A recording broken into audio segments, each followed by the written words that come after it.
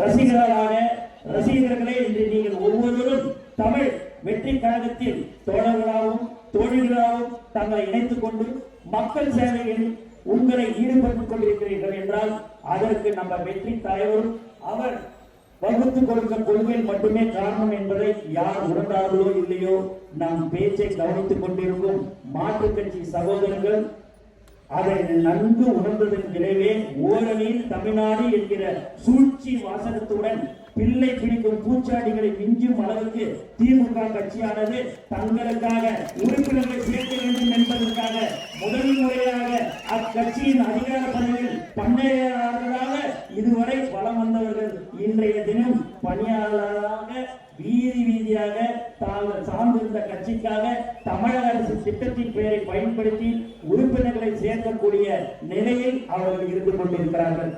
இத்தகைய ஒரு மாற்றம் 1970க்கு பிறகு இன்றுதான் நடந்து கொண்டிருக்கிறது. அது நமது கழக வெற்றி தலைவர் தளபதியால் தான் நிகழ்ந்திருக்கிறது என்பதை நாம் அறிவோம். நாளை நாடு அறியும். பொதுஜன மக்களே, நன்றாக சிந்தித்து பாருங்கள்.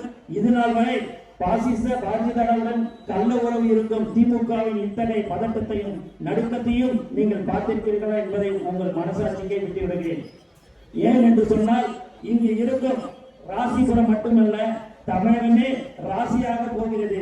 அதை தமிழகம் கொண்டாட போகிறது. அதற்கு ஒரே காரணம் எங்கள் கழக தலைவரும் அவர் வகுத்து கொடுக்கும் கொள்கையில் மட்டுமே என்பதில் இருவேறு கருத்துக்கு இடமில்லை. மகளிர் உரிமை திட்டம் என்கிற பெயரில் இந்த திமுக அரசு இன்று உங்கள் இல்லங்களில் வாசலில் உங்களை திமுக உறுப்பினராக சேர்ப்பதற்காக உங்ககிட்ட 1000 ரூபாய் நாங்க பணம் கொடுக்க போறோம், அப்ளிகேஷன் கொடுக்கிறோம் அப்படின்லாம் சொல்லி உங்ககிட்ட இப்ப வந்து பாத்தீங்கன்னா உறுப்பினர் சேர்த்து கொண்டே இருக்கிறார்கள்.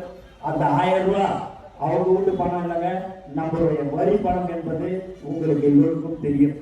அந்த 1000 ரூபாய் கொடுக்கறதுக்கு பாத்தீங்க அப்படின்னா 1000 ரூபாய் கொடுக்குற மாதிரி சகோதரி சொன்ன மாதிரி கரண்ட் பில்லு, கரண்ட்ல கையை வச்சாதான் ஷாக் அடிக்கும். இப்ப இருக்கிற சூழ்நிலையில கரண்ட் பில்ல பார்த்தாலே அந்த வேடிக்கை பார்த்தாலே நமக்கு ஷாக் அடிக்கிறதுன்னு சொன்னாங்க.